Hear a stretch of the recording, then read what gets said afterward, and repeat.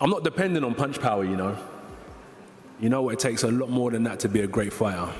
A lot more than that to be a great fighter, so there's various ways I'll win. But I got the fighter spirit, and that's how I'll go in there and break him down with my spirit. After this. But he can't, though. That's what I'm saying. Like, he's not even equipped to fight this dude. He's not. It's going to have to be a bunch of stuff in there. Joshua will punish this man. It's impossible for somebody like Anthony Joshua, who is so big and so strong, to even think he's going to take it easy. Because even if he tries to take it easy, he's so powerful, so strong that even those punches that are being easy are still going to hurt. Anthony Joshua used the press conference to warn Jake Paul, calling him delusional for believing he can win. He reportedly admitted he's taking the fight largely for the payday, a business move, while stressing that once they're in the ring, he's on an entirely different level as a fighter. I deliver what I was supposed to deliver years ago. I deliver what they ran from. I deliver what he asked for $50 million for. I'm going to give him a $50 million knockout. I honestly listen to what people say sometimes. They're avoided, this person's running. I honestly think some people are deluded. Really, I do think that they've got some sort of a long-term concussion, because no one's running. In terms of 50 million, I'm a businessman. If there was 50 million on it. Chris Algieri explains that this fight gives Anthony Joshua an ideal chance to get back in the ring. After a stretch of inactivity following his last defeat, Joshua can use the matchup as a stepping stone to rebuild confidence and regain his competitive rhythm. It also lets him earn a substantial purse while taking on minimal risk, almost like a controlled sparring session. Algieri emphasizes that Joshua stands to benefit financially, mentally, and physically, making about a strategic move for his comeback. What are we talking here? Like, it's going to be an exhibition? No, it's a fight. You're a heavyweight. You're calling out heavyweights. You're calling out a heavyweight. You're calling out Anthony Joshua, former world champion. You're calling him out on short notice. It's a fight. You're going to wear 10-ounce gloves, and you're going to fight 10 rounds, and that's what it is. I don't understand any idea of anything else. Oh, it's going to be 8-2s? Is it going to be 15-ounce gloves? What the hell are we doing? This is boxing. You want to fight a real guy? You're fighting a real guy, which I am very respectful, and I respect the hell out of Jake Paul if he does step in the ring with Anthony Joshua. No matter what happens, kid's got balls of steel, and I applaud you. Well, the reason I say we don't know yet, because Jake Paul has fought in his last fight with Gervonta Davis was going to be an exhibition. They had to do that because of the weight difference. This is still a weight difference here. I mean, Anthony. No, there's not. No, it's not. It's heavyweight. It's the same weight class. Well, what do you consider Jake Paul? Cruiserweight or heavyweight? Heavyweight. How much did he weigh his last fight? He's fought at cruiserweight. He's also fought at heavyweight. Against Tyson was at heavyweight. What was his last fight? He's a cruiser. He's a heavyweight. What was his last fight? His last fight was at cruiser against Chavez. Whatever, you know what I mean. Like the reason Gervonta Davis fight. He fought Chavez after Tyson. I guess Tyson was that long ago. Wow. Yeah, it was a year ago. This week, I was looking at my Instagram memories. I was in Dallas, Texas, getting ready for me pooping my pants on Netflix. That was about a year ago. Exhibition. These are questions that are asked. These are questions that are attached. Eddie Hearn says Anthony Joshua is indeed interested in fighting Jake Paul, but they have to move carefully because of Paul's unpredictable tendencies. He points out that Jake has a pattern of agreeing to fights only to cancel or delay them at the last minute, which complicates planning and preparation. Because of this, Joshua's team is staying flexible and ready for sudden changes while continuing to train and strategize as usual. Hearn adds that if Paul truly commits, the matchup could deliver one of the biggest paydays of Joshua's career, making an enormous financial opportunity. Still, he stresses the need to balance excitement with caution, ensuring Joshua can take advantage of the moment without falling victim to unnecessary disruptions. His perspective underscores the importance of patience, preparedness, and smart management as they work to secure the fight while protecting Joshua's long-term career. Paul news seemed to come to a surprise for many. How close are we to making that fight, Eddie? Not that close. I mean, there are conversations. There's a lot of hurdles to overcome. But if he's serious about the fight, and if it can get made, there's a very good chance we'll do it. Is it on Netflix, and what did DAZN have to say of the fact that it made? One of the hurdles to overcome. But we were going to have an 8-round run out in December. Just so happens it might be against Jake Paul. Have you spoke to Nikisa? I know you're not friends with him. What are the conversations you've had? That's who we're talking about, you know. And if they're serious, And if it's real, there's a good chance. But listen, we could wake up tomorrow and he's announced another opponent and he just used AJ's name for clout. Listen, I have to respect him if he takes the fight, but who knows? What do you think Dana White will make of this fight? I mean, he did Mayweather against McGregor. He doesn't like Jake Paul. I really couldn't care less what he thinks about the fight. AJ's going to make close to or around a career high payday. Paulie Malignaggi stresses that Anthony Joshua will treat the fight with full seriousness, even if it's officially billed as an exhibition. He notes that Joshua has never underestimated an opponent at any point in his career, and simply stepping into the ring means he'll bring complete focus, power, and technical sharpness. Malignaggi highlights Joshua's discipline, timing, and ring IQ, qualities that allow him to spot openings quickly and capitalize on his opponent's mistakes. Ryan Garcia echoes his perspective, adding that even if Joshua decides to ease up in certain moments, his natural strength and accuracy still make his punches extremely dangerous. Together, their insights make it clear that Jake Paul is facing a very real physical threat, regardless of promotional or entertainment framing of the event.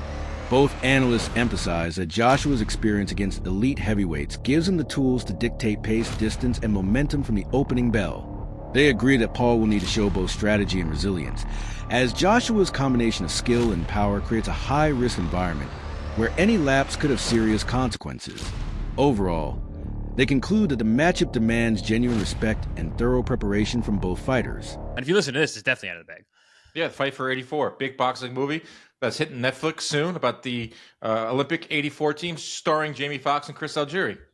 I am not starring in anything, but whatever. Yeah, no, I got a credit. I'm in it. I got some lines. So that's amazing. That is so cool. I mean, this couldn't get any cooler. You're now in the movie, which is absolutely absurd. Yeah, what a day. Hopefully, what a life. Hopefully, maybe there'll be more of this. Who knows? I think it's just the beginning. I think this podcast is numbered. Our days are numbered. No way. I'm never letting this go, Dan. This is. I'm a ride or die. I hope you get so big and become such a big actor that you are like delaying production because you have to film our podcast in your trailer. Chris is in his trailer. Wait, he's got to finish his podcast with Dan. They're like, who's Dan? Johnny Drama style. Yeah, love it. Yeah, just when total diva. Towns. Just total diva in every way possible.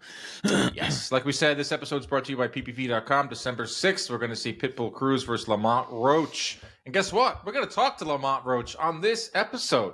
I caught up with Lamont and to get his thoughts on the fight with Pitbull, to get his thoughts on Jake Paul and Anthony Joshua, which we're going to get to in a second, to get his thoughts on 140, potentially fighting at 135. That's coming up in just a little bit with Lamont Roach. Don't forget to order that fight with us at ppv.com and all the good stuff that comes along with that. That's December 6th.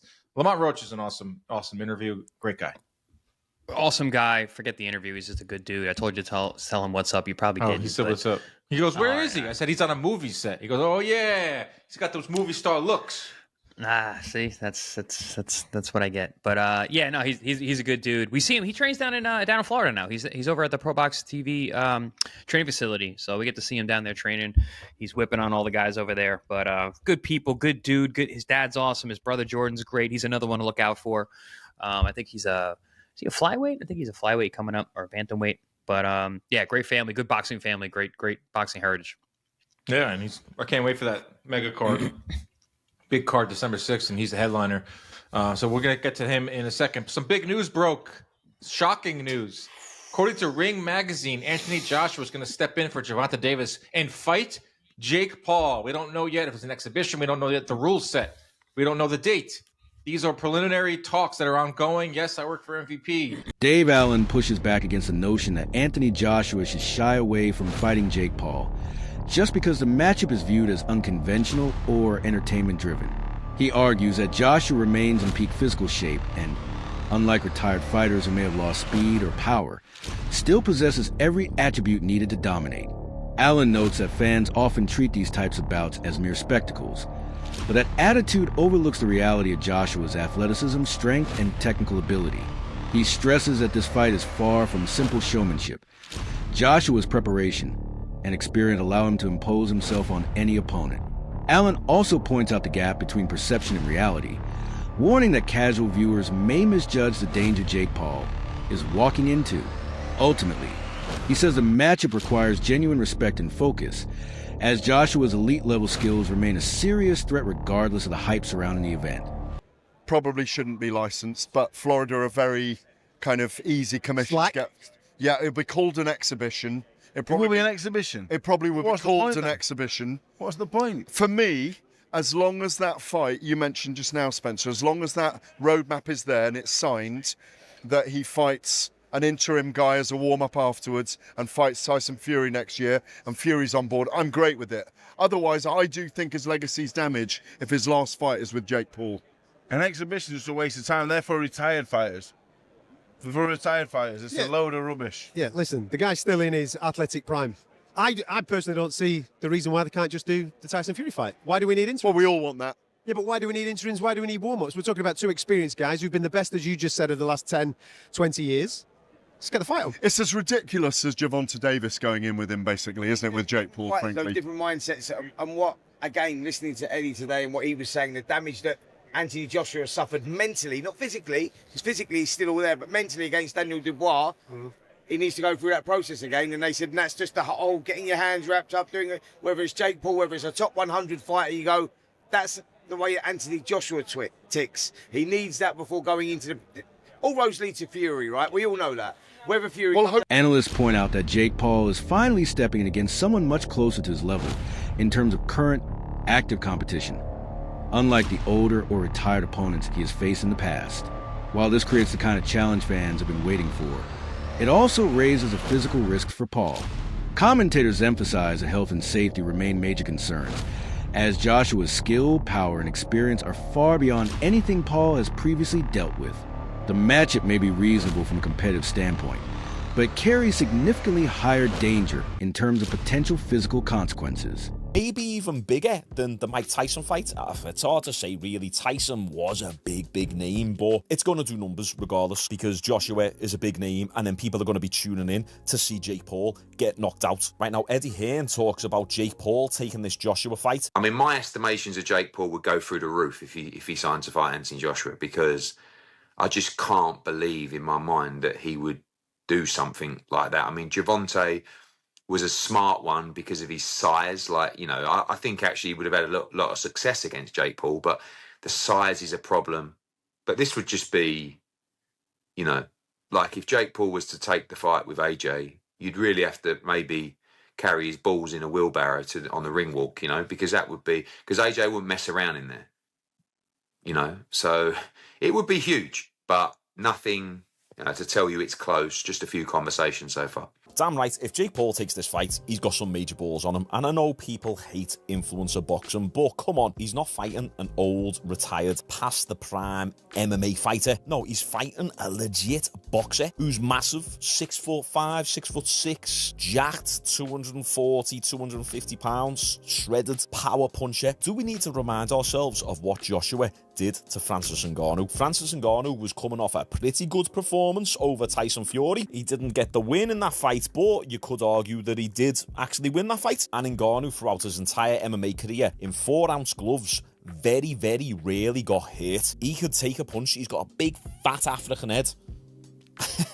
Big, thick neck, traps, back. He just can't really be hit. And look what Joshua did to Ngannou. Out cold. So what do you think Joshua is going to do to Jake Paul? Jake Paul better start loading up on that Trenbolone. He needs to start eating Anavar. Analysts highlight that Anthony Joshua's pedigree as an Olympic gold medalist and former heavyweight champion makes him a dangerously serious opponent under any circumstances.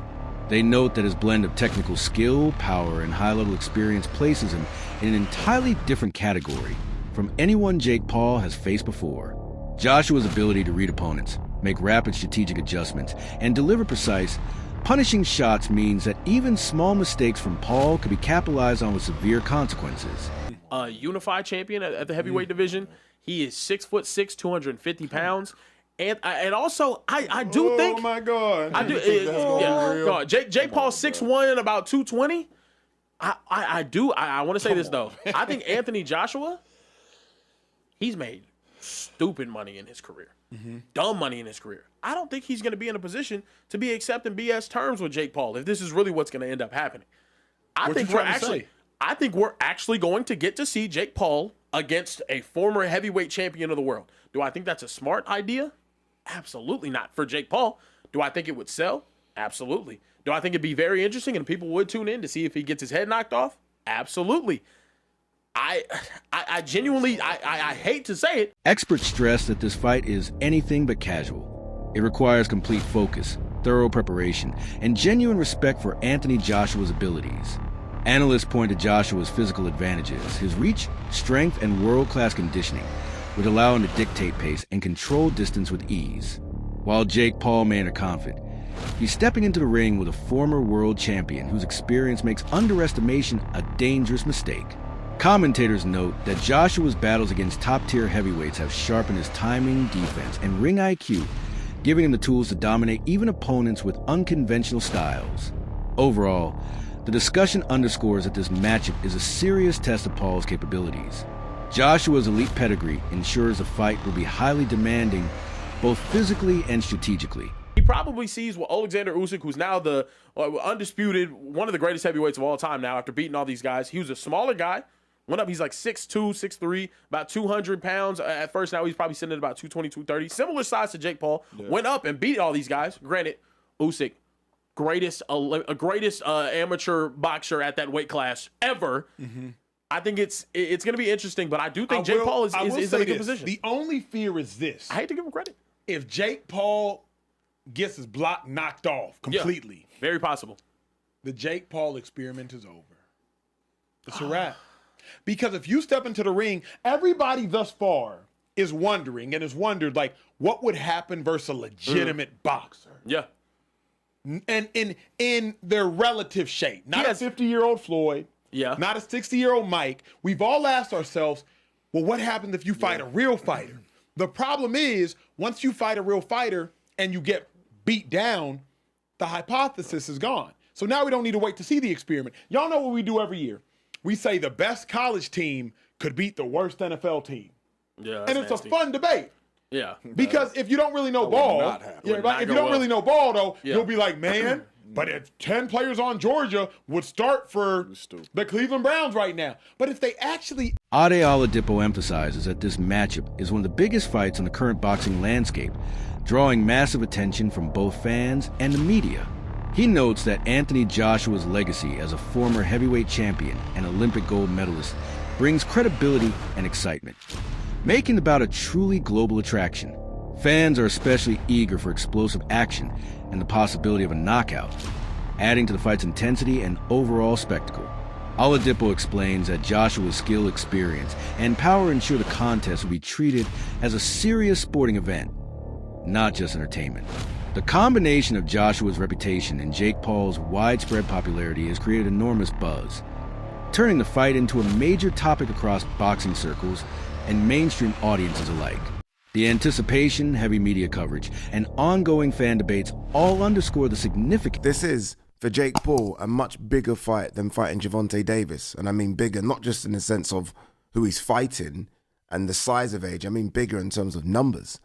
Like Jake Paul versus AJ does way bigger numbers for me than Gervonta versus AJ. I think this actually does bigger numbers than Terence Crawford versus Canelo. I really do. I think this is, again, if it makes money, it makes sense. Let's talk about the negativity. And look, I get it. Like, if you're like me, I still believe, and look, some might say, well, AJ's just going to pick up, who knows what the numbers are, 80, 100 million, right? And then continue on his trajectory or career to potentially become a world champion again. I don't like this pause, if this is just me. I still believe that AJ can do damage in the heavyweight division. I believe that. Again, some people are like, no, he's done. Okay, cool. I believe that AJ can do damage again. I look at the heavyweight division and I remove Alexander Usyk from it and I'm like, AJ can beat a lot of those guys. So I like the idea of AJ staying busy and having real fights against real heavyweights. So I'm not a fan of this pause, especially considering that we've not seen AJ in the ring since September 2024. It's a long time. It's a long, long time. So if AJ has this fight, we're not going to see AJ in the ring properly until the spring. It's a long, long time. If AJ was busy, and then had this fight in between, I guess I wouldn't be too mad with it. I get it, right? If someone knocks on your door and says, do you want to fight Jake Paul for 100 million? You're like, you'd be stupid to say no. No, I don't want that 100 million for what would be and will be and should be easy work for AJ. That's it for today's video. Stay tuned until next time.